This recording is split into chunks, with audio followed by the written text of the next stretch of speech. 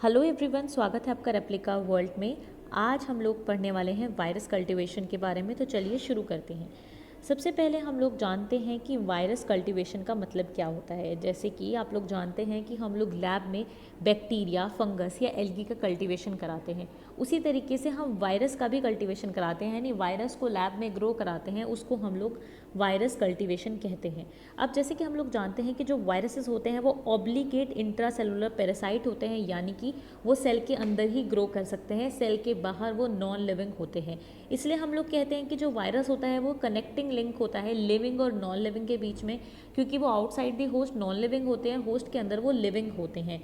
तो क्योंकि वो ऑब्लिगेट इंट्रासेलुलर पैरासाइट होते हैं, इसलिए उन्हें एक सेल की ज़रूरत होती है ग्रो करने के लिए, एक होस्ट की ज़रूरत होती है सर्वाइवल के लिए।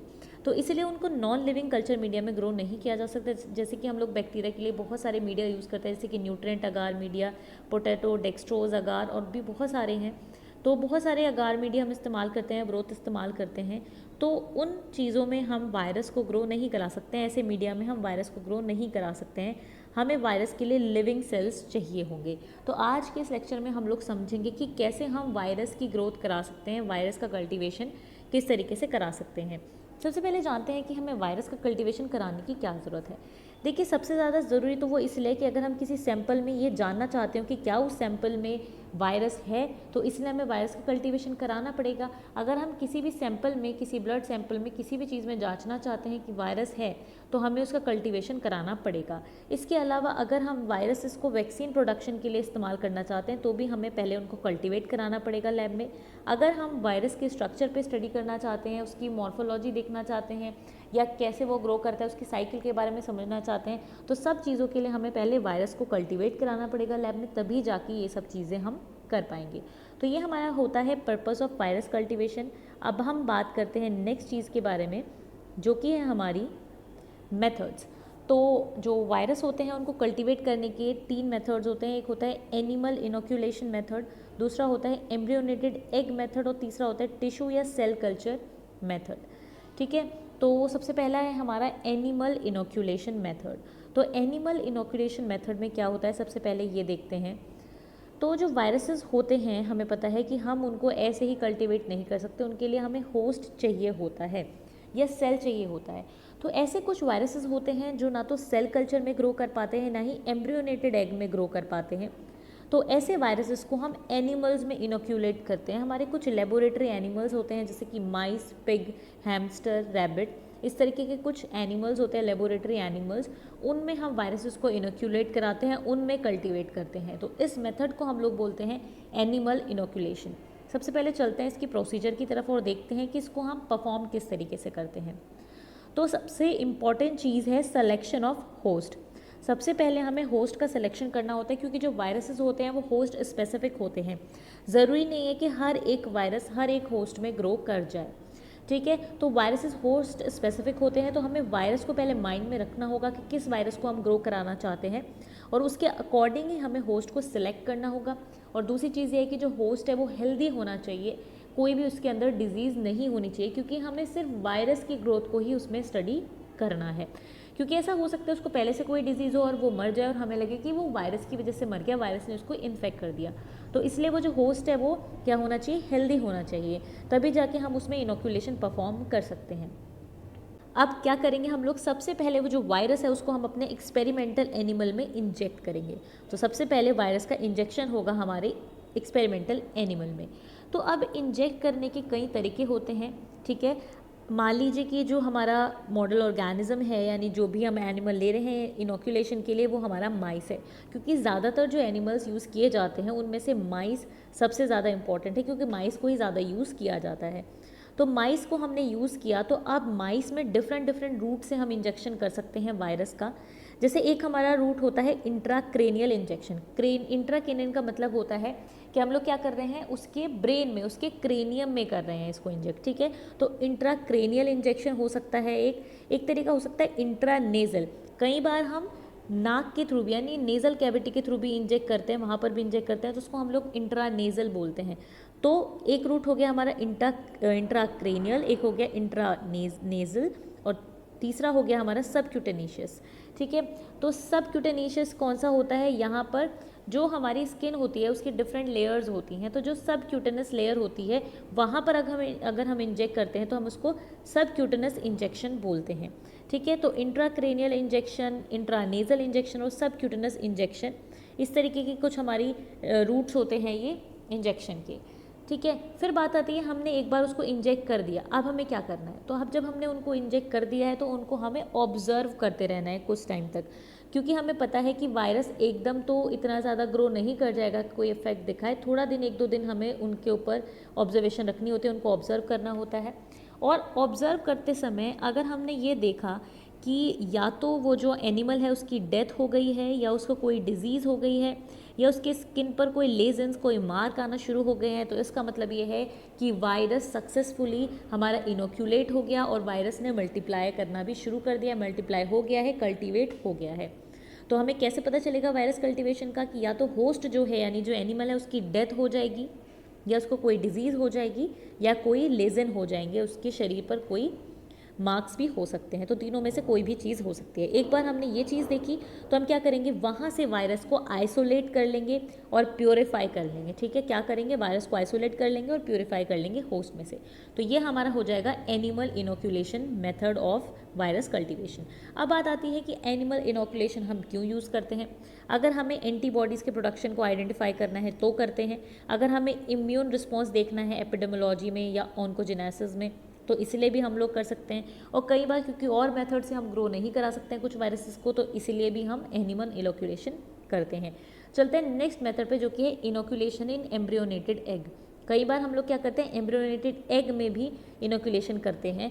सबसे पहले 1931 में गुड पास्चर ने एम्ब्रियोनेटेड हेन्स एग में कल्टीवेशन किया था वायरस का। ठीक है, तो अब इसमें होता क्या है कि जो मेथड होता है वायरस के कल्टीवेशन का इन एम्ब्रियोनेटेड एग, वो डिपेंड करता है टाइप ऑफ एग पे, क्योंकि अलग अलग तरीके के एग्स होते हैं। तो जिस तरीके का एग होगा उसी तरीके का मेथड हम यूज़ करते हैं। तो हम एक सिंपल टाइप का मेथड यहाँ पे समझेंगे, प्रोसीजर समझेंगे कि किस तरीके से हम एम्ब्रियोनेटेड एग में इनोक्यूलेट करते हैं और किस तरीके से कल्टीवेशन कराते हैं वायरस का। तो हम बात करें चिक एम्ब्रियो की, तो चिक एम्ब्रियो जो होगा जिसको हम यूज़ करेंगे इनोक्यूलेशन के लिए, वो 7 से 12 डेज़ का होना चाहिए, यानी 7 से 12 दिन का होना चाहिए वो, जब हम उसमें वायरस को इनोक्यूलेट करते हैं। बात करते हैं प्रोसीजर की, तो सबसे पहले हम क्या करेंगे, जो हमारा एग होगा उसके शेल को हम सबसे पहले डिसइंफेक्ट करेंगे आयोडीन से, ताकि कोई जो अनवांटेड वायरस या बैक्टीरिया है वो एंटर ना करे। तो सबसे पहले उसके सरफेस को, शेल सरफेस को हम क्या करेंगे, डिसइंफेक्ट करेंगे आयोडीन से। और उसके बाद एक छोटी सी स्टेराइल ड्रिल से, जो ड्रिल है वो भी स्टेराइल होनी चाहिए, इन्फेक्टेड नहीं होनी चाहिए। तो उस स्टेराइल ड्रिल से हम लोग क्या करेंगे, पेनिट्रेट करेंगे एग को, एग शेल को। उसके बाद फिर क्या करेंगे, वायरस को वहाँ पर इनोक्यूलेट कर देंगे। ठीक है, जैसे ही इनोक्यूलेशन हो जाएगा तो जो ओपनिंग थी जहाँ से हमने इनोक्यूलेशन किया उसको सील करेंगे with the help of gelatin और पैराफिन। सील करते ही हम क्या करेंगे, उसको इंक्यूबेट कर देंगे at 36 degree Celsius for 2 to 3 days. 36 degree Celsius पे उसको 2 से 3 दिन के लिए रख देंगे। जब इनोक्यूलेशन पीरियड जो है वो टाइम जो है वो कंप्लीट हो जाएगा, तो उसके बाद हम क्या करेंगे, एग को ब्रोक कर लेंगे और वायरस को वहाँ से आइसोलेट कर लेंगे एग के टिश्यू से। ठीक है, अब हमें पता कैसे चलेगा कि वायरस मल्टीप्लिकेशन इसमें हुआ या नहीं हुआ। ये हमें पता चलेगा या तो एम्ब्रियो की डेथ हो जाएगी, या सेल डैमेज हो जाएगा, या फिर एग की मेम्ब्रेन के ऊपर लेजन्स यानी मार्क्स आना शुरू हो जाएंगे। इनमें से कोई भी चीज़ होगी तो हम समझ जाएंगे कि वायरस का मल्टीप्लिकेशन हो रहा है। ठीक है, तो इस तरीके से होता है। यहाँ पे आप देख सकते हैं कि जो हमारा एक एग है उसमें भी जो इनोक्यूलेशन करने के यानी इंजेक्ट करने के जो मेथड्स हैं वो अलग अलग हो सकते हैं, रूट्स जो हैं वो अलग अलग हो सकते हैं। अगर हम एमनियोटिक कैविटी में इनोक्यूलेट करेंगे तो उसको हम एमनियोटिक इनोक्यूलेशन कहेंगे। अगर हम कोरियो एलेंटोइक मेम्ब्रेन में इनोक्यूलेशन करेंगे, जो यहाँ पे ये मेम्ब्रेन होती है, ये स्ट्रक्चर है हमारे एग का, तो एग में अगर हम कोरियो एलेंटोइक मेम्ब्रेन में इनोक्यूलेशन करेंगे तो उसको हम कोरियो एलेंटोइक मेम्ब्रेन इनोक्यूलेशन बोलेंगे। अगर एमनियोटिक कैविटी में करेंगे तो एमनियोटिक इनोक्यूलेशन बोलेंगे। अगर एलेंटोइक में करेंगे, एलेंटोइक मेम्ब्रेन में करेंगे तो उसको हम बोलेंगे एलेंटोइक इनोक्यूलेशन। अगर योकसेक में करेंगे तो उसको हम बोलेंगे योकसेक इनोक्यूलेशन। तो इस तरीके से 4 तरीके के इनोक्यूलेशन होते हैं, chorio allantoic membrane inoculation, amniotic inoculation, allantoic and yolk sac inoculation. ठीक है, तो इस तरीके से हम लोग 4 तरीके से इसको कर सकते हैं। चलते हैं हम नेक्स्ट मेथड पे, जो है टिश्यू कल्चर और सेल कल्चर मेथड। जो तीसरा हमारा मेथड है वायरस कल्टीवेशन करने का वो है टिश्यू कल्चर और सेल कल्चर मेथड। तो इसमें किस तरीके से किया जाता है, देखिए सबसे पहले हमें एक टिश्यू चाहिए होता है, यानी या तो एक ऑर्गन, ठीक है, या फिर एक टिश्यू। तो टिश्यू में से क्या करते हैं, हम सेल को अलग कर लेते हैं, या ऑर्गन में से क्या करते हैं, सेल को अलग कर लेते हैं। अब सेल को अलग कर सकते हैं हम स्क्रैपिंग से भी कर सकते हैं, या किसी एंजाइम की हेल्प से भी सेल को हम अलग कर सकते हैं टिश्यू से। तो पहला जो हमारा स्टेप होता है सेल कल्चर कल्टीवेशन का, यानी जिसमें कि हम सेल कल्चर में वायरस का कल्टीवेशन कराएंगे, तो सबसे पहला होता है कि हम टिश्यू से सेल को अलग करते हैं। अब टिश्यू से सेल को अलग जब हम करते हैं तो उसमें हम एक केमिकल मेथड भी यूज़ कर सकते हैं या कोई मैकेनिकल मेथड भी यूज़ कर सकते हैं, ठीक है।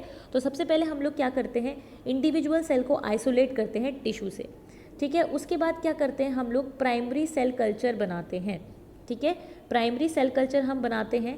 तो जब हम प्राइमरी सेल कल्चर बनाते हैं तो उसमें क्या होता है कि हम लोग क्या करते हैं, एक मीडियम लेते हैं, एक मीडियम लेते हैं और उसमें हम अपना सेल जो है इनोक्यूलेट करते हैं, सेल को उसमें ग्रो कराते हैं। तो सेल धीरे धीरे उसमें डिवाइड करना शुरू कर देते हैं। जब सेल उसमें डिवाइड करना शुरू करते हैं तो सेल वो जो भी हमारा मीडियम होता है उसमें जो न्यूट्रिएंट होते हैं उनके कॉन्स्टिट्यूएंट को यूज़ करना स्टार्ट कर देते हैं। तो धीरे धीरे उस मीडियम में जो कॉन्स्टिट्यूएंट है वो भी कम होने लग जाते हैं, और जैसे जैसे सेल का नंबर बढ़ता है तो एक स्टेज ऐसी आती है कि सेल एक दूसरे से कॉन्टैक्ट में आ जाते हैं और अब वो फर्दर डिवाइड नहीं कर पाते हैं क्योंकि कॉन्टैक्ट इनहिबिशन हो जाता है। तो जब हमने सेल को आइसोलेट किया, फिर प्राइमरी सेल कल्चर उसका बनाया, तो जैसे ही सेल डिवाइड करेंगे इस मीडियम में तो एक स्टेज ऐसी आएगी कि सेल एक दूसरे से कॉन्टैक्ट में आ जाएंगे और कॉन्टैक्ट इनहिबिशन हो जाएगा, जिस वजह से सेल फर्दर डिवाइड नहीं कर पाएंगे। तो हमें क्या करना पड़ेगा, अब इस सेल कल्चर से हमें प्राइमरी सेल कल्चर से सेकेंडरी सेल कल्चर बनाना पड़ेगा, जिसमें हम थोड़े से सेल लेके फ्रेश मीडियम में डालेंगे। तो इस तरीके से हमें पहले प्राइमरी सेल कल्चर बनाना पड़ेगा और फिर सेकेंडरी सेल कल्चर बनाना पड़ेगा। तो इस सेल कल्चर में हम वायरस का इनोक्यूलेशन करके उनको ग्रो करा सकते हैं, ठीक है। तो जो वायरस होगा वो इन सेल के अंदर ग्रो करेगा, ठीक है। तो मीडियम में ग्रो नहीं कर सकता, पर अगर मीडियम में हमने सेल को ग्रो कराया हुआ है, यानी हम सेल कल्चरिंग कर रहे हैं या टिश्यू कल्चरिंग कर रहे हैं, तो उसमें हम वायरस का इनोक्यूलेशन कर देते हैं सेल के अंदर, तो सेल के अंदर ये ग्रो कर जाते हैं फिर, ठीक है। तो टिश्यू कल्चर में इस तरीके से ग्रो कर सकते हैं कि हम वायरस को इनोक्यूलेट यहाँ पर सेल्स में कर देते हैं। तो एक तो ये तरीका हुआ कि नॉर्मल सेल्स की हम सब कल्चरिंग करके ग्रो करा सकते हैं। दूसरा तरीका ये होता है कि हम क्या कर सकते हैं, हम लोग ट्यूमर सेल्स ले सकते हैं, ठीक है, क्योंकि ट्यूमर सेल्स में कॉन्टैक्ट इनहिबिशन नहीं होता है, तो कभी भी सेल्स की ग्रोथ रुकती नहीं है, वो कंटिन्यूसली ग्रो करते रहते हैं। तो ये फ़ायदा होता है हमारा ट्यूमर सेल का। तो हम लोग क्या करते हैं, ट्यूमर सेल ले लेते हैं और उसमें हम वायरस की ग्रोथ कराते हैं। तो उससे क्या होता है कि कॉन्टैक्ट इनहिबिशन भी नहीं होता, तो फर्दर वो अच्छी तरीके से ग्रो करते रहते हैं और हमें उसमें सब कल्चरिंग करने की भी ज़रूरत नहीं पड़ती है। तो इस तरीके से हम लोग क्या करते हैं, टिश्यू कल्चर या सेल कल्चर की हेल्प से हम लोग वायरस की ग्रोथ कराते हैं लेबोरेटरी में, ठीक है। तो इस तरीके से ये हमारे बच्चों 3 तरीके के मेथड्स थे of virus cultivation. I hope कि आपको ये मेथड समझ में आए होंगे। अगर आपको लेक्चर अच्छा लगा हो तो लाइक ज़रूर करें, शेयर करें और एप्लीकेबल को सब्सक्राइब करें।